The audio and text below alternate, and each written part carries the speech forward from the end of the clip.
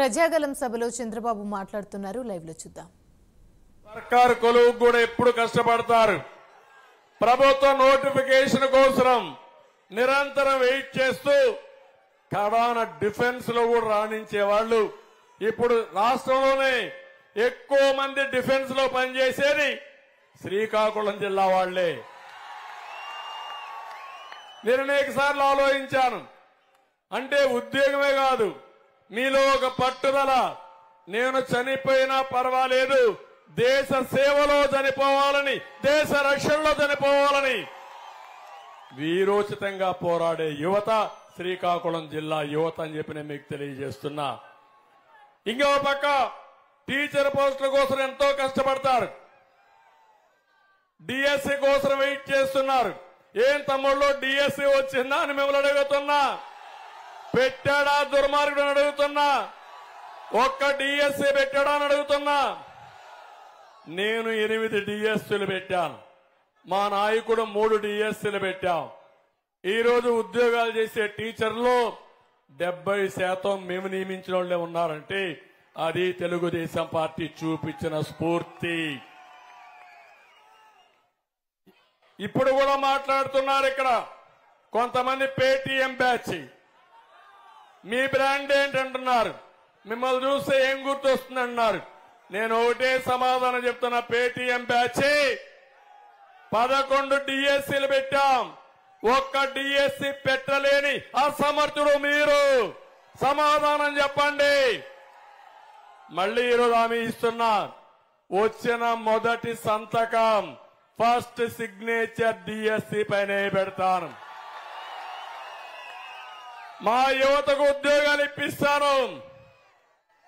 ఇదే కాకుండా ప్రతి సంవత్సరం దగ్గర మీరు ఒకసారి చూస్తే డిఎస్సీ కోసం 5 లక్షల మంది విద్యార్థులు ప్రిపేర్ అవుతారు. అలాంటిది మొత్తం దెబ్బతినే పరిస్థితి వచ్చింది. ఇంకో పక్కన ప్రతి ఏటా జాబ్ క్యాలెండర్ అన్నాడు. ఇచ్చాడా అని అడుగుతున్నా. గ్రూప్ 1 పెట్టాడా అని మిమ్మల్ని అడుగుతున్నా. గ్రూప్ 2 ఉద్యోగాలు వచ్చాయని మిమ్మల్ని అడుగుతున్నా. మళ్లీ నేను వస్తానే ప్రతి సంవత్సరం గవర్నమెంట్ లో ఉండే ఉద్యోగాలకు కూడా జాబ్ క్యాలెండర్ ఇస్తానని మీ అందరికీ హామీ ఇస్తున్నా. ఇదే కాదు, ఈరోజు పోలీస్ కానిస్టేబుల్ 5 లక్షల మంది సిద్ధంగా ఉన్నారు రాయడానికి. 25,000 మంది పోలీసులు నియమిస్తా ఉన్నారు. చేశారా తమ్ముళ్ళు?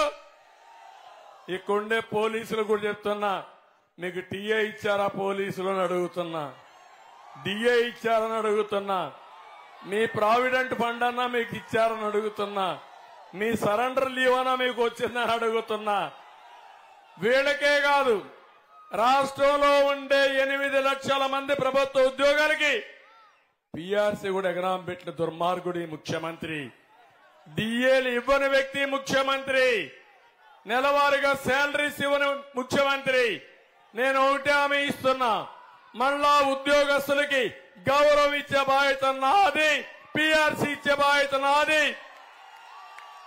మీరు ఆత్మ గౌరవంతో ఉద్యోగాలు చేసే విధంగా మీకు పూర్తిగా గౌరవం ఇచ్చే బాధ్యత తీసుకుంటాను. నేను వస్తానే పోలీసు ఉద్యోగాలు పూర్తిగా నియమిస్తా. దీనికి కూడా రిక్రూట్మెంట్ కోసం ప్రారంభిస్తాం. ఇది కాకుండా ఇంకొక పక్కన చూస్తే ఈరోజు మీ అందరినీ ఒకటే కోరుతున్నా. దేశంలోనే ఎక్కువ నిరుద్యోగ సమస్య మన రాష్ట్రంలో ఉంది. బీహార్ కంటే ఎక్కువ ఉంది మన రాష్ట్రంలో. 24% మంది చదువుకున్న వాళ్ళలో ఉద్యోగాలు లేకుండా తిరిగే పరిస్థితి వచ్చారు. అవునా కదా తమ్ముళ్ళు అని అడుగుతున్నా.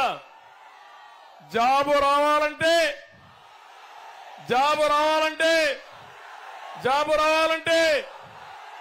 అది నా బ్రాండ్ పేటీఎం బ్యాచ్.